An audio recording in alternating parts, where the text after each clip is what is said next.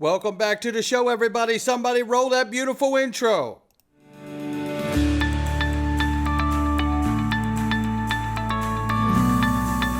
Digital Perspectives with Brad Kimes. Come on in.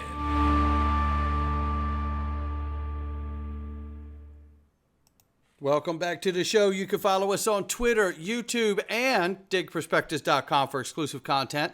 I hope you'll join us. $2.73 trillion market cap for crypto. The market is up 0.8%.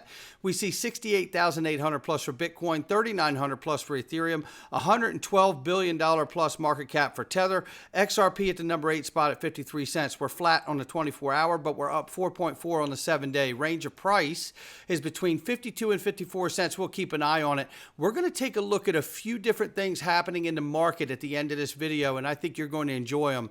Let's take a look at this first here. On the crypto regulation front, Cynthia Lummis hints plans for self-custody. She says, I will fight to protect every American's right to self-custody their own private keys. Property rights are fundamental to decentralization and censorship resistance. Well said, Senator Lummis. And then there was this. This is Ron Hammond here talking with Tony from Thinking Crypto. I want you to hear what he says about the monumental week crypto just experienced here. And it's not over, ladies and gentlemen. Hang in there, listen to this clip. I will say the pressure that the White House is feeling right now is very, very apparent. And we've seen that play out with the complete 180 when it comes to the Ethereum ETF, which no one in DC saw coming. And I think it's really a momentum shift here that shows that, hey, the ball's in the president's court, and the admin had the chance to say a veto threat like they did for SAB 121, for FIT 21, and they decided to just say, we don't like some elements of it, but we are looking forward to having a conversation and trying to have a regulatory framework, which is a complete contrast to what the SEC was telling Congress last year, 2 years ago, 3 years ago, saying that the rules are clear, there's no need for regulatory framework, and it's actually on the industry for not complying.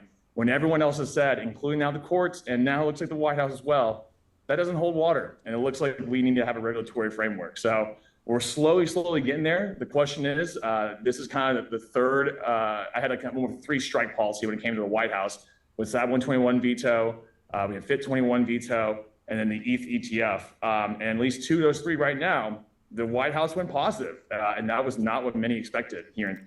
That's exactly right. So we will see what happens. Not to mention, look, we know Russ Ulbricht, who has been in jail from the Silk Road days, and you know he may get a pardon. Last was just the night before last.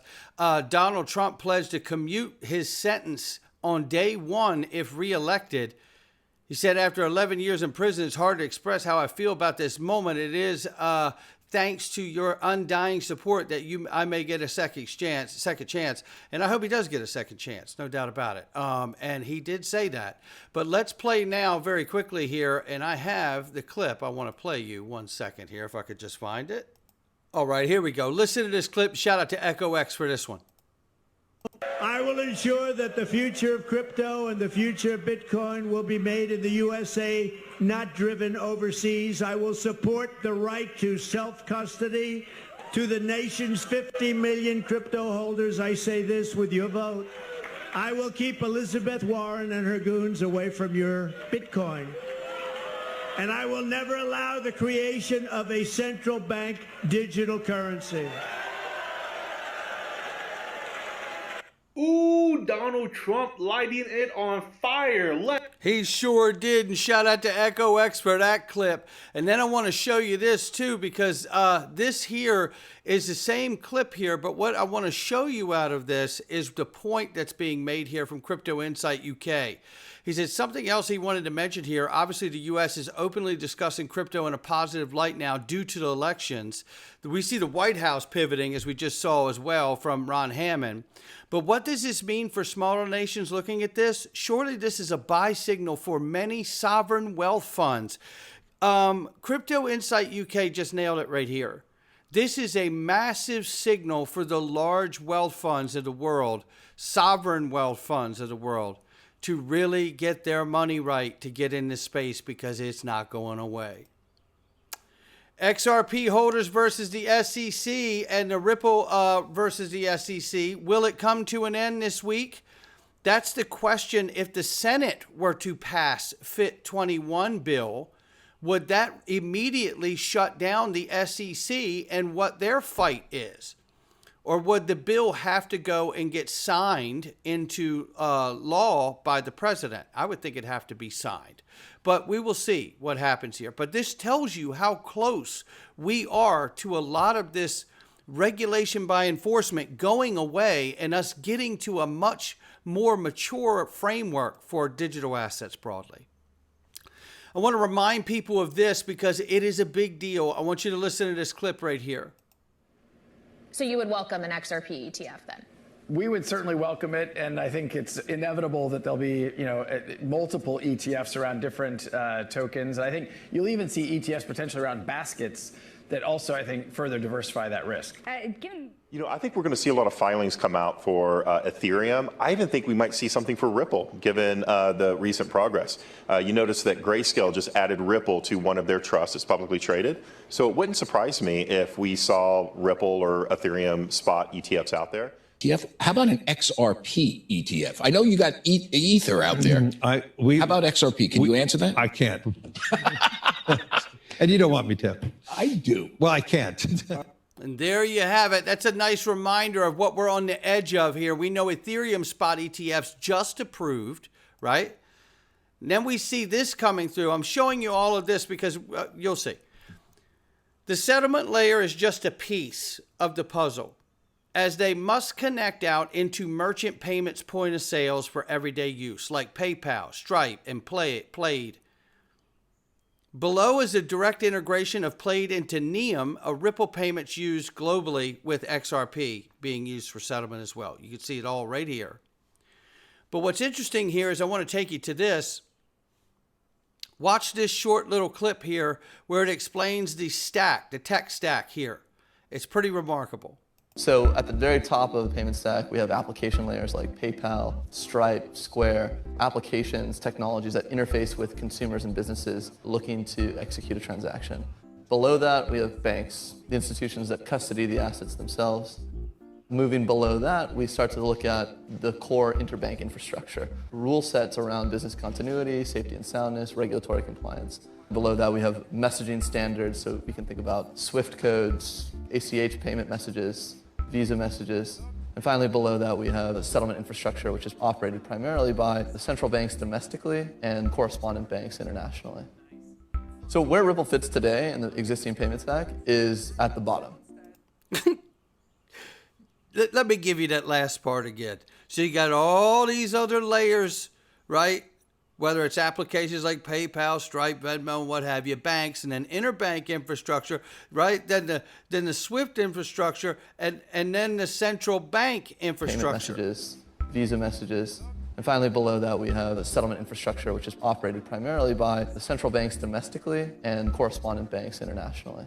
So where's Ripple at? In the central bank layer. So where Ripple fits today in the existing payment stack is at the bottom.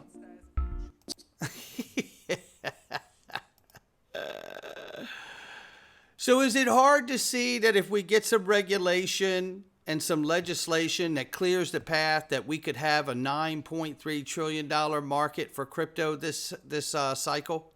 I don't think it's hard. It doesn't sound out of the realm of possibility. Doesn't mean we're going to, but it certainly doesn't sound out of the realm of possibility. Or how about this? The idea that they're the next range, looking at this chart for Bitcoin, could send it between 173,000 to 224,000. Think of that for a moment. Now, what's really cool about all of this, Eggrag Crypto put a chart together using a BTC XRP chart. First thing I want to do is show you this, which is the Atlantic Pacific line. And he uses a great analogy about how oceans come together and you can visibly see the certain points, a line between where the oceans meet. And that's usually because of the water density, salinity, and temperature differences. And he's showing this here on the BTC XRP chart, this Atlantic Pacific line that he's found here. But what's interesting here is if you look off to the side, and he shows where prices for XRP can be based on prices of where Bitcoin be. So if Bitcoin hits at $80,000, we could see a $10.40 XRP. Bitcoin hits 100K, we could see 13 bucks. Bitcoin hits 125, we could see $16.25 for XRP. 150K Bitcoin could take us to $19.50 for XRP. A $210,000 Bitcoin could take us potentially to a $27.30 XRP. There's no guarantee. These are just indicators. But what I love about this is that we have some other metric to look at and say to ourselves, because I tell you, how many of you looked at this before we saw that breakdown, the correlation between Bitcoin price and potentially XRP price? How many people looked at this and thought 173, 224 and said, yeah, I could see it going 150, 170 plus? Sure. This cycle, I could see that. And it's easier for me to see that than to understand where XRP may potentially land. Isn't that interesting? Well, and it may not be for you, but it is for me. I just wanted to share that. Just a different metric. It's a different metric to look at. It's not a guarantee. However, this Fibonacci spiral says otherwise. This Fibonacci spiral from Dark Defender here, the circle will be complete soon. And as you know, where the circle started here, this point is where we saw the massive jump. Well, as the Fibonacci spiral makes its way around, and here's the chart again, when it hits that apex, when it hits that point, it's suggesting that the Fibonacci spiral will see another huge explosion. Boom, right here. The question is, will it happen? If it does happen, how much of a explosion will it be? $3 explosion, $5 explosion, $1.20, $120, $15. We've heard so many figures, and it's not because they're wrong. The technical analysts are just reading the chart and using the tools as indicators to let us know what they're seeing on the chart. And I got to say, at a moment like this, and I know through an entire crypto winter, a lot of people have been giving them a lot of shade, but I'm super grateful for them. Because now that we're moving into this critical zone, the charts are revealing to us that whether we like it or not, something's coming. We just don't know exactly what it is. But I'm excited we're here to find out together.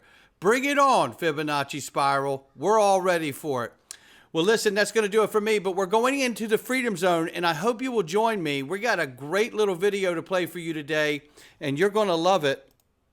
This video we're going to watch today is a secret covenant, and you're put together by the Rockefellers. Oh, boy, and you're going to want to know about all of it.